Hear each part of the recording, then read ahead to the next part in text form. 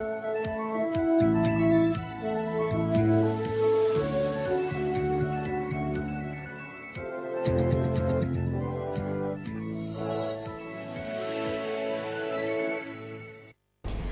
¿qué tal? Muy buenas noches, bienvenidos un día más al programa Entrevista en los Escudos. Esta vez traemos a un personaje de esos que, como les decimos, hacen ciudad.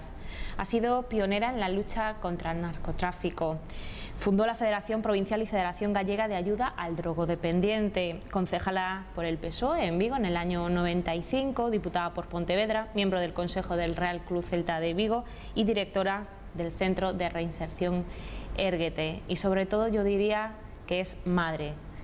Con todos ustedes, Carmen Avendaño. Hombre, sí, es evidente que soy madre, es evidente que como madre me siento pues muy responsable y es evidente que soy mujer. ¿Esa responsabilidad la ha llevado usted? No, pues no es tan exacto, eso es algo, ¿no? Que, bueno, fue un poco coincidente, pero, a ver, yo empecé mucho antes mi andadura. Yo desde el año 72 llevo metida siempre en líos. Pues... Sí, la pregunta realmente a estas alturas, que eso, ya sabemos que estamos hablando usted, pero lo primero que me gustaría es empezar en el principio. ¿Cómo empezó Carmen Avendaño? Bueno, pues empecé, mira, en la huelga del 72, que fue una huelga general muy importante, había sido la de Ferrol, había habido obreros que los mató la policía, que iban manifestándose, y después aquí en Vigo fue muy virulenta. Ahí en esa época que había, la mayoría de las empresas estaban en huelga, pero había empresas que seguían manteniéndose, como podía ser la banca, como podía ser comercio, etcétera, etcétera. Bueno, pues fue una huelga de resistencia obrera, ¿no? Entonces yo vivía, eran mis niños pequeños todavía, casi en el año 65, estamos hablando del 72, y vivimos allí en Lavadores. Y Lavadores siempre fue una zona muy, no sé, yo me identifiqué siempre mucho con ella, primero porque nací en aquella zona, en el Calvario, y segunda porque es muy solidaria, hay gente muy de izquierda y muy comprometida, ¿no? Entonces se me ocurrió que, bueno, dado que ya había muchas carencias, que había familias que vivían al día y que tenían carencias pues de alimentos, que se podía hacer unos comités de resistencia de barrio. Entonces, bueno, pues lo empecé a comentar con los vecinos y tal, y efectivamente yo los alimentos los llevaba al sindicato y después se repartían, ellos decían, pues hace falta patatas, leche en polvo, bueno, cosas de esas. Ahí empezó su andadura. Mi inquietud, y también empezó ya un poco antes porque yo vivía en pleno Calvario, bueno, era una persona muy sociable, tenía muchos amigos y de repente me metí allí en aquella zona y bueno, no había recursos, no había agua ni alcantarillado, las luces no existían públicas, los caminos eran corredeiras y todo aquello. Decía yo, pero ¿cómo es posible que se pueda vivir ahí? Y ya ahí empecé yo, bueno, pues un poco a extrañar, ¿no?, de que se pudiera vivir con tanta conformidad. Yo creo que mi revolución también vino un poco por el contraste de cómo vivía antes de casarme a cómo se vivía después, con una falta de infraestructuras. Bueno, yo es que siempre fui así, muy méteme en todo, ¿eh? ya desde joven. En esos momentos que podría llegar a lo que es ahora? Yo es que me siento igual que antes, te lo digo francamente. Nunca tuve sentimiento de ser una persona importante.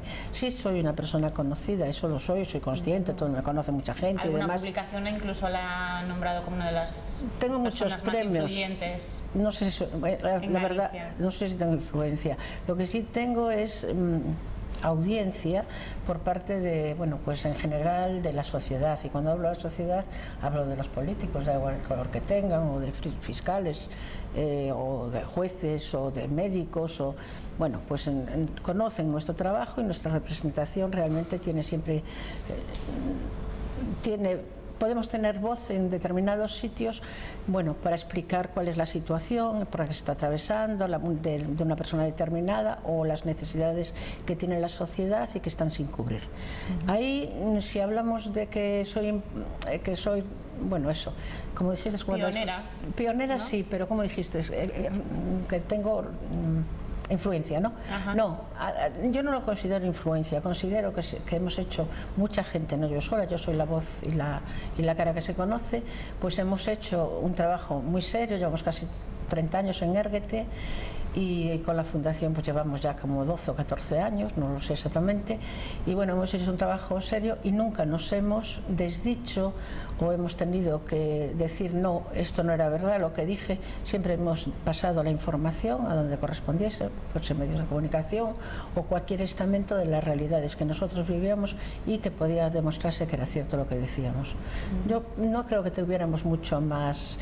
Y hablando de lo de mis hijos, lo de la parte esa de madre que dices, pues es cierto que en el 75, junto con José Manuel Castedo, que después posteriormente fue concejal independiente por el PSOE en el año 79, fui secretaria ya de aquel entonces de la fundación de la Asociación de Vecinos de Lavadoras, con lo cual, bueno, pues esas carencias de las que hablaba al principio, vi lo generalizadas que estaban. Cuando Castedo se presentó en el 79, bueno, pues lógicamente dimitió, se presentó una nueva candidatura y esa candidatura fue encabezada por mí, ¿no? Con gente, bueno, de diferentes colores. Había otra candidatura del Partido Comunista a la que, bueno, había gente que yo quería mucho, los conocía de mucho tiempo antes, pero ganó mi candidatura, que después unificó el Partido Comunista con la nuestra, y yo lo tenía muy claro de aquel entonces y lo sigo teniendo. La realidad es que en cualquier cosa que tú estés metido, lo que tienes que buscar es que no haya unas diferencias tan grandes entre la sociedad. Si un vecino en el Calvario tenía unos servicios mínimos, ¿por qué no los podíamos tener en lavadores? Quiero decirte, siempre fue un planteamiento muy simple, pero muy de igualdad, ¿no? Y eso ¿Y social? Social, claro, pues lo social viene por esa parte de igualdad. Y ahí fue, bueno, pues ya fue toda una bola, ya monté una empresa y salí mucho a la calle. Es que yo siempre fui una persona muy inquieta. Yo solo tenía un padre que era muy represivo, era muy de derechas. Pues bendita inquietud. Sí, sí. Bueno, no sé, a lo mejor a veces hubiese tenido, yo qué sé, más sosiego. Que va. Sí, bueno. La sociedad necesita gente como usted, porque precisamente está hablando del año 72, dice que ya ha pasado mucho tiempo, pero es que ahora volvemos a estar en una situación económica similar. No sé si social, pero sí económica similar. Una profunda crisis. Pues yo, económica. fíjate, hoy, bueno, las últimas noticias que leí, ¿no?, de los informativos hablaban de, bueno, pues del 0,25 que se va a aumentar, con lo cual la capacidad económica de la gente que ha trabajado toda la vida va a bajar tremendamente. Pienso en mis nietos, en la generación, en esos chicos que afortunadamente tuvieron lo que nosotros, sus abuelos, aspirábamos a que tuvieran una formación universitaria, que están en casa, que no tienen posibilidades. Veo cómo emigra la gente, cómo emigraban en los años 60 para Europa, después de haber emigrado anteriormente para América. Y entonces sí que tiene una connotación muy similar. Pero es mucho más grave, porque nosotros veníamos de un proceso dictatorial que de alguna manera no lo veíamos tan de cerca, pero después de haber estado peleando, luchando en un Estado de Derecho como el que nos toca vivir, ver cómo retroceden todo lo que se había conseguido, que era, bueno, pues esas ayudas sociales, una sanidad que ya la tenía Franco, pero bueno, que se ha ido mejorando mucho, yo qué sé, absolutamente todo, pues la renta per cápita de los trabajadores, la seguridad en el trabajo, el despido que no era fácil, hoy hay un despido libre con 20 días. Entonces te das cuenta que has colaborado en la medida que has podido como ciudadano para lograr todas esas cosas y ves cómo se van desmoronando. Imagino que eso es frustrante, es muy frustrante. Yo me siento, pues la verdad que soy optimista por naturaleza, pero llevo una temporada que me siento muy pesimista, porque creo que para lograr el estatus que hemos disfrutado hasta hace, bueno, pues 3 años o 4, no lo vamos a lograr. Yo desde luego no lo voy a ver y me temo que mis nietos tampoco van a alcanzar el estado de bienestar que nosotros logramos alcanzar. Y en ese sentido, ¿cree que falta quizá un poco de conciencia social de los propios trabajadores, que quizá en esos momentos, pues lo que decía, venían de un estado más represivo, con una dictadura, y eso hacía que las personas estuviesen a lo mejor más unidas y que saliesen a la calle, porque ahora pues se dice Sí, mucho vamos que, a ver, es que falta movilización. todo esto que antes estaba diciendo tuvo sus partes negativas. Yo entiendo que tuvo sus partes negativas, porque efectivamente, bueno, pues en el año 65, yo me casé en el año 65, cuando nos casamos, pues teníamos lo imprescindible, ya habíamos pedido un dinero al banco, y mi madre trabajaba en la banca para poder comprar el dormitorio y tal, y después, bueno, pues el estatus fue hacia más, y nosotros a nuestros hijos los creamos en, bueno, pues ya un cierto consumo, no tan agravado con el paso de los tiempos como fue, y después también con un concepto de libertad que ellos no lo supieron valorar. Quizá a lo mejor históricamente, ¿no?, estás en una edad que hace reflexiones, ¿no?, y yo creo que uno de los problemas que socialmente tuvimos fue el que la sociedad dijera que sí a la continuidad. Yo creo que eso fue malo porque no educó a nuestros hijos en la historia, no educó a nuestros hijos en un estado sin derechos, porque ya cuando eran adolescentes y niños empezamos a vivir otra sociedad. Ellos no supieron valorar todo el esfuerzo generacional que nosotros hicimos en aquel momento, y se desarrolló, y en eso tuvimos la culpa los padres sin duda alguna, pues un sentimiento de irresponsabilidad en el aspecto de que ellos no tuvieran las carencias que nosotros habíamos tenido de niños. Entonces eso no les hizo ser comprometidos. Yo recuerdo que mis hijos, ya siendo bastante pequeños, me decían: ¿tú por qué peleas tanto, mamá? Pues siempre estás metidas en peleas y en luchas. Yo siempre les decía lo mismo, porque quiero para vosotros una sociedad más justa, más igualitaria. Bueno, lo que decimos los padres, ¿no? Pero eso yo creo que no se transmitió lo suficiente, aparte de, bueno, de la falta de conocimientos que teníamos en otros campos, como puede ser la droga, que sí, después a lo mejor hablamos de ello, ¿no? Y después ellos a sus hijos pues tuvieron la oportunidad de mandarlos a la universidad.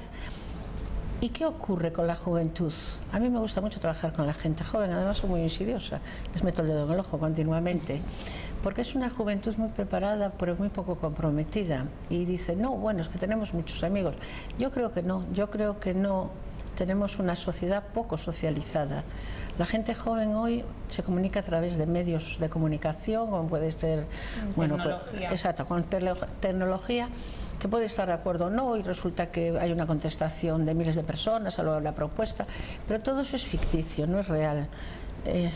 La sociedad, para cambiar, tiene que relacionarse y tiene que debatir, y mirándose a la cara en grupos, y llegar a conclusiones, y eso a su vez de ahí, de esos grupos, salen otros grupos, y tener constancia de lo que está ocurriendo, y además asumir como algo que nos ocurra a todos. No depende de una persona que tenga trabajo o no, sino de una sociedad que estamos creando, y esa parte yo creo que está muy dormida, y está muy dormida a través, desde mi punto de vista, de la tecnología, porque tienen la falsa creencia de que tienen muchos amigos, pero realmente no tienen muchos amigos ni están muy socializados. Entonces, bueno, pues está muy bien la manifestación en Madrid, ¿no? Pues eso nos abrió una puerta de esperanza, pero yo era consciente que allí no había líderes. Y se diga lo que se diga por la sociedad, el único sistema realmente con validez es el sistema libre, de elecciones libres. Hoy la gente dice: es que los políticos no resuelven las cosas, es que una mierda para los políticos. Bueno, pues yo eso nunca lo diré. La sociedad está muy desencantada con sí. Bueno, pues hay que exigir. Yo milito en un partido político y que muchas veces no estoy de acuerdo con las medidas que adopta, y bueno, trato de hacérselo llevar. Hasta es sano, ¿no? Sí, es bueno, además, es bueno para despacharte a gusto con los que mandan, es estupendo. Entonces, bueno, pues esa parte no, de que es muy fácil. Yo, por ejemplo, ahora acabo de ver, tú, yo, cualquiera vemos lo que pasó en Grecia, ¿no? Con la extrema derecha. Bueno, pues estamos abocados a ir ahí. Cuando se habla con tanta facilidad, ¿no? Bueno, es que los políticos todos son corruptos. Eso no es cierto. Hay políticos corruptos, claro que sí. Además, yo como ciudadana quiero que sean penados como corresponde, porque tienen la responsabilidad del patrimonio de muchos miles de personas. Entonces, los hay corruptos, hay que investigar, lógicamente, y además hay que ser ejemplares en los castigos. Pero hay mucha gente que está en política porque cree en una sociedad diferente. Entonces, es el mejor método. Yo no quiero un salvador que de repente aparezca y que no sé ni lo que piensa ni quién está con él, porque eso irrevocablemente lleva a una pérdida de derechos a la sociedad. Y da igual que sea de extrema derecha que de extrema izquierda. Bueno, sin cambiar tampoco demasiado de tema, pero si avanzamos unos años, pues llegamos a los años 80, en los que pues, nuestra sociedad sufrió lo que estábamos hablando antes, el problema de las drogas. Sí. Pero quizá en toda España, Galicia fue la más perjudicada. No sé si es porque fue la entrada de... No, mira, vamos a ver, esto conviene porque... Ahora mucha gente no sabe qué es lo que ocurrió. Claro. ¿De dónde vienen todos estos? No, es que ni en aquel momento, porque en aquel momento, o sea, vamos a ver, Galicia tiene sus peculiaridades. Galicia siempre tuvo contrabandistas, pues contrabandistas que normalmente estaban con una imagen de benefactores, porque, bueno, pues pasaban la frontera y traían cosas que nosotros no teníamos, como podía ser el cobre, andando por los montes con los burros, bueno, de una forma sacrificada, y de aquella manera pues producían también trabajo a los propios vecinos de la zona. Posteriormente la penicilina, que en España no entraba, en Portugal, como tenía, bueno, las islas y las independientes dependientes de Portugal, pues tenían mucha más cantidad de cosas que nosotros no teníamos. Entonces aquellos bandoleros eran bandoleros que estaban muy comunicados con la sociedad, porque ellos lo hacían por negocio, lógicamente, pero también prestaban un servicio a la sociedad. ¿Qué ocurre? Yo es que creo que el dinero ciega a la gente. Yo creo que tener dinero suponía tener lo que tú aspiras en la vida a tener: una casa, no sé, un coche, que tus hijos trabajen, que puedan ir a la universidad, y que ahí se acaba. Pero no, el dinero está claro y es evidente que cada vez el individuo que tiene dinero cada vez desea tener más dinero. Yo no sé por qué. Esto debe de tener un componente psicológico, supongo yo, ¿no? Entonces, esos mismos... Cuanto más se tiene, más se quiere. Sí, es que es verdad. Y esos mismos, pues ya con dinero que fueron haciendo, tuvieron la mala suerte de coincidir, uno de ellos, Charlín Gama, en la prisión con un narcotraficante colombiano que después mataron las fuerzas de seguridad en Colombia. Y bueno, le propuso, son países productores, y entonces le propuso, ellos estaban entrando con la cocaína en Norteamérica, pero le propuso que por qué no podía entrar por aquí, por Galicia, que nosotros teníamos la infraestructura, nosotros no, ellos, lo que son las lanzaderas, teníamos barcos, teníamos camiones que llevaban el tabaco en frigoríficos, etcétera, etcétera. Y estábamos muy bien ubicados. Y de ahí nace digamos, el patrón de cambiar. Por mucha menos cantidad de volumen, daba mucho más dinero. Y ahí en ese momento hubo una lucha entre ellos importantísima. Fue una época que no está suficientemente aclarada, porque hubo gente que estaba metido en el contrabando de tabaco y que se opuso rotundamente a traer drogas, que ya la estaban trayendo algunos de ellos desde África: heroína, marihuana y hachís, que eso tampoco se dice. Con lo cual algunos de ellos ya no eran novatos. Entonces ahí hubo una lucha tremenda, hubo violencia, se mató mucha gente, entre ellos mismos, pues a tiros, haciendo desaparecer los cadáveres, con accidentes de coche. Y en ese espacio de tiempo ya nacimos nosotros, ¿no? Y ahí empezamos ya. Cuando descubrimos lo que estaba pasando, yo ya lo descubrí antes a través de mi barrio. Posteriormente mi segundo hijo me lo confiesa él, que es bastante inusual que un chaval se lo diga, pues que le ayudásemos, que estaba enganchado. Y ahí ya empezamos a organizarnos, ¿no? Familias de la zona. Me imagino que cuando te encuentras con esa situación, algo tan nuevo, ¿no? O sea, para toda la sociedad, imagino que es yo, que soy una mujer pionera. Claro, es que mira, yo soy una persona pionera en muchos aspectos, soy la mayor de 10 hermanos, quizá a lo mejor mi propia situación de hija mayor me hizo asumir muchas responsabilidades, y de repente, y siempre tuve mucha inquietud por la juventud y por la educación de los jóvenes. Y de repente te encuentras con algo, bueno, teníamos muy claro, mi marido y yo y todos los de aquella generación de los 60, que queríamos una enseñanza libre, pública, de calidad, donde a los niños en la adolescencia se les formara pues en las relaciones sexuales, en la medida de tomar precauciones, etcétera, etcétera. Era una época que había muchas adolescentes embarazadas, ¿no? Entonces siempre fuimos participativos de las APAs, que se llamaba de aquel entonces, hoy son AMPAs. Sí. Y fuimos participativos precisamente pues, para lograr una educación de más calidad, alternando también con actividades que las propias APAs hacían de aquel entonces. Y de repente te encuentras con este problema, y es un problema total y absolutamente desconocido. Y yo soy de las que estaba más informada, bueno, había gente más informada que yo, pero en general hablo, ¿no? De lo que ocurría socialmente y demás. Y para mí las drogas era algo totalmente desconocido. Es más, nunca le presté atención. Oía aquel movimiento de los años 60, de los hippies, en Holanda y después en Norteamérica, hablaban de las drogas, pero no era algo que tuvieras como peligroso que pudiera afectarnos a nosotros. Con lo cual, cuando tu hijo te dice, yo veo a chavales ya con conductas muy raras, digo, ¿vosotros qué estáis haciendo? ¿Qué estáis fumando? Toma, salir de ahí. ¿Qué estáis tomando? Entonces, supe lo que era el hachís, pero no sabía más, no llegaba más. Y cuando de repente mi hijo me dice eso, bueno, pues a mí se me vino el mundo encima, porque me dijo, ayúdame, y yo no tenía conocimientos ni sabía cómo podía ayudarlo, y no había recursos. Entonces, bueno, pues eso, lo pasas muy mal, porque cuando surge algo como esto, si tú tienes conocimiento y tienes medios, pues tienes quien te pueda ayudar, pero esto fue algo que quedó en nuestra familia. Nadie de mi familia, excepto mis hijos y mi marido, del exterior, nadie sabía lo que estaba ocurriendo.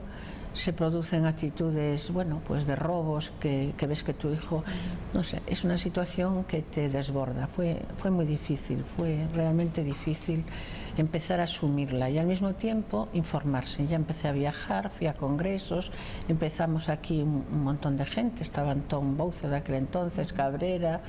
Había mucha gente, ya había gente profesionales también, empezamos a juntarnos, a debatir sobre este tema y a hacer propuestas al gobierno central. Y en ese espacio de tiempo, como yo del movimiento asociativo vecinal, pues tenía contactos con todo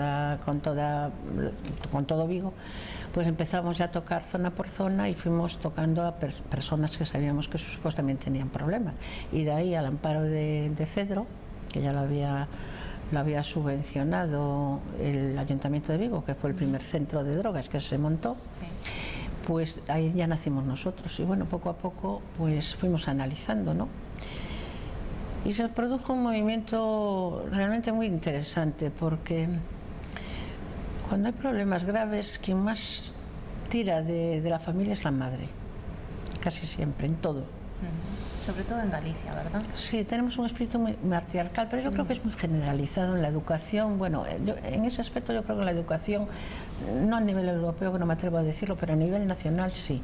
Entonces, claro, te encuentras con... Yo estaba participando hacía tiempo en lo público, tenía mi empresa, o sea, yo ya era una persona con relaciones y para mí no era dificultoso estar fuera de mi casa y organizando cosas. Pero otra gente se encuentra con chavales en la época de que ellas tenían la menopausia y que nunca habían trabajado, que se dedicaban a sus labores, a administrar el dinero que su marido ganaba, y etcétera, ¿no? Y de repente se encuentra con esto. Fue una escuela de padres de año y medio muy dura para analizar lo que estaba pasando. A todo esto hay que decir, a lo mejor la historia es aburrida para alguna gente, pero es conveniente recalcarlo. Empezaron a decir que, claro, los drogaditos, los yonkis, estos cabrones son los que tienen la culpa, son los que roban, hasta violaban cuando lo primero que pierden era la virilidad, desgraciadamente, ¿no? Entonces, claro, nos dimos cuenta que nuestros hijos, aparte de ser víctimas, eran los causantes de todos los males de la sociedad. Víctima y verdugo. Sí, pero además es que lo utilizaba todos, la policía, los jueces, los políticos, absolutamente todo. Y nosotros empezamos a meter las narices profundamente y llegamos a ver lo que estaba ocurriendo, de quién era responsabilidad, y había que decir las cosas. Y cuando hicimos nuestra presentación, yo es que siempre lo recuerdo como algo muy curioso, ¿no? Que fue en el antiguo Ayuntamiento de Vigo, en la calle de la Princesa. Convocamos a un representante de cada grupo político que nos representaba en el Parlamento. De aquel entonces era la UCD, AP y el PSOE. Y entonces le pedimos una serie de modificaciones de ley, el que se hiciera un plan de drogas, que se pusiera recursos suficientes para la atención, alternativas de cumplimiento a los chavales que delinquían por su adicción, bueno, prestaciones y ayudas familiares, en fin, desgranamos un montón de peticiones y estaba aquello a tope de gente. Además era una gente muy curiosa porque había de todos los tintes. Carmen, te tengo que parar un segundo porque me están pidiendo paso para publicidad. Venga. Volvemos en un segundo. Venga.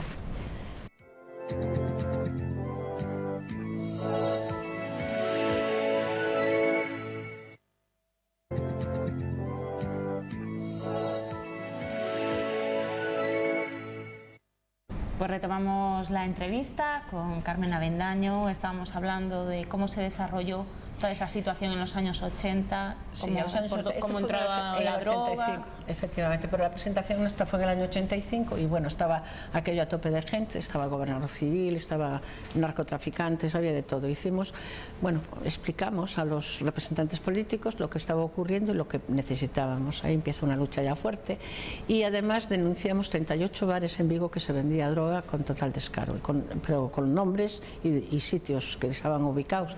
Aquello fue una bomba, decían los abogados. Madre mía, la que se os viene encima y tal. Porque era la movida también en sus Era todo, claro, es que la gente sabía que había mucha movida, pero no sabía lo que estaba ocurriendo. Claro, entonces, bueno, venía esa movida. Claro, entonces, bueno, pues tengo que decir que de aquellos 38 bares ninguno nos denunció. Pero si nos denunciaran teníamos la estrategia bien preparada, porque lo que estábamos diciendo era cierto. Y a partir de ahí empezó a haber recursos, unos recursos mucho más organizados, empezamos a conectar con las familias, fue una bomba tremenda la cantidad de gente que empezó a venir, sobre todo con problemas judiciales, empezamos a trabajar en las prisiones, yo ya llevaba trabajando desde el año 79 en las prisiones, empezamos a trabajar en las prisiones. Y bueno, pues ahí estamos. ¿Hemos mejorado? Sí, se ha muerto muchísima gente, muchísima, desgraciadamente, del SIDA. Una generación ahí, ¿no? Totalmente. Mucha gente lo dice, de los años 80, que es una pena, 90. Sobre todo, bueno, si lo localizamos aquí en Vigo, ¿no? Que hay toda una generación perdida. En Vigo ahí. Hay muchos más sitios. Lo que pasa es que aquí, y eso sí lo quiero decir, aunque sea muy brevemente, quiero decir que nosotros aquí un poco somos la justificación para el resto de España. Claro, es que vosotros en Galicia... No, nosotros en Galicia no tenemos, nunca tuvimos más problema que en otra parte de España. Lo que pasa es que nosotros lo exteriorizamos y explicamos, y explicamos los porqués. Y eso no era fácil, ¿eh? Tuvimos mucho valor en hacerlo, tuvimos una respuesta social importantísima. Entonces, tienes un poco la imagen, pero al mismo tiempo también tienes esa imagen de qué valientes sois en Galicia, cómo supisteis. Quiero decir, bueno... Cuando yo me refería a ser pionera. Exactamente. En la lucha contra el narcotráfico, en todos yo, aunque era pequeña, pero tengo en mi mente aquella imagen. Sí, de Pazo Bayón y todo eso. De Pazo Bayón, ¿no? Nada, lo hacíamos deliberadamente, era todo muy estudiado, era previamente, lo analizábamos, muchas madres no podían contener los nervios, pero otros que éramos más sensatas y más frías, también teníamos la custodia para que no llegaran las cosas, la sangre al río. Bueno, fuimos un poco haciendo... Pero bueno, haber dado ese paso, Carmen, fue sin importante, duda, sí. Fue muy sí, importante. Sí. Importante, no, muy importante para la sociedad. Sí. Ahora estamos aquí. Ahora estamos aquí, bueno. En el año 2013, después y de seguimos trabajando. Tengo que decir que trabajamos tremendamente, ya no solo con toxicómanos, sino con familias muy desestructuradas, con muchas carencias. ¿Y cómo está ahora la situación a nivel de jóvenes? Bueno, pues hay un problema que yo creo que es muy grave y que se está enfrentándose a él con muy poca decisión, desde mi punto de vista, que es el tema del alcohol a edades muy tempranas. ¿La droga ha quedado a lo mejor en No, es que el alcohol es el inicio de otro tipo de drogas. Con el alcohol ya te fumas tus porritos, es bastante habitual, ya forma casi parte de la cultura de los jóvenes, y a partir de ahí pues ya viene siempre el listillo que dice, oye, pues una raya, esto es la leche y tal y cual, y a partir de ahí, bueno, pues ya viene un politoxicómano con muchos problemas y que para bajar pues el exceso de consumo de coca pues tiene que recurrir a la heroína. Bien es cierto que por la vena pocos, muchos menos, pero sí a través de fumarla o de esnifarla, que es la única manera de bajar la ansiedad y el desequilibrio que produce la coca, ¿no? Entonces, ¿en qué hemos fallado? Pues yo creo que colectivamente hemos fallado en una política preventiva. Los jóvenes no tienen la sensación, ¿no?, de que esas fiestas que ellos se arman pues en Paf o en la calle, que lo que están haciendo es un inicio para otras cosas mucho más graves y que además tiene mucho perjuicio. Leía yo el otro día un artículo que me parecía muy interesante de un médico, era una eminencia, era de Cataluña, de Barcelona, que decía que la gente que se iniciaba en el consumo de alcohol a edades tan tempranas que ya se empezaba a ver cirrosis con 18 años y 19 años, que era un problema muy grave y que bueno, que no había la percepción de lo grave, de la gravedad que tenía. Es que la sensación ahora, no sé si es cierto, es que antes, bueno, hubo una época en la que se hablaba sobre las drogas, sobre el SIDA, que también estábamos hablando antes, y ahora da la sensación que todo eso ha desaparecido, que no hay ningún problema y que incluso hasta... pues es bueno tomar algo cuando sales de fiesta. Los adolescentes tienen esa idea. ¿Qué ha fallado a lo mejor porque la información o...? No, a ver, cuando empezamos nosotros lo principal era la heroína, con lo cual era muy llamativo porque era una droga que se consumía colectivamente en la calle, era visible, entonces poner las etiquetas era muy fácil. Posteriormente vino la coca. La coca crea mucha violencia familiar, muchísima, que ha sido ocultada durante mucho tiempo, pero durante mucho tiempo, que a las familias decías, no puedes permitir esto. Entonces, la sensación de yonki desapareció, porque la visibilidad de ellos no es como en los años 80, pero sigue existiendo mucho consumo. Y también hay que decir que se montó un montón de recursos para que la gente pueda asistir, tanto de tratamiento como de orientación. Tanto en la calle como... Claro, no están en la calle. El problema hoy es más grave a nivel familiar y a nivel interno de la familia, más que en la calle. En la calle, pues en principio son personas que su indumentaria y su forma de relacionarse parece normal, ¿no?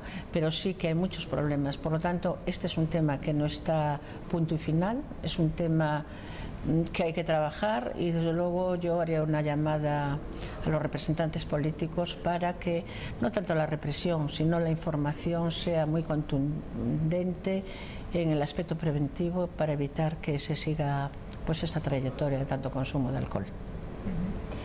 Muy bien, Carmen, es una pena que la entrevista haya sido realmente tan breve, se nos ha hecho muy breve. Sí, pero la gente dirá, madre mía, qué rollo tiene esta señora. No lo creo porque es un problema que como dice, pues que afecta muchísimo a la sociedad, que quizá a lo mejor no es tan visible como en otros momentos, pero que está ahí y que muchos padres seguramente que al escucharla se han visto identificados y que saben a lo mejor ahora pues a dónde pueden acudir. Sin duda alguna, yo creo que en ese nivel sí que creo que la sociedad está mucho más informada, ¿eh?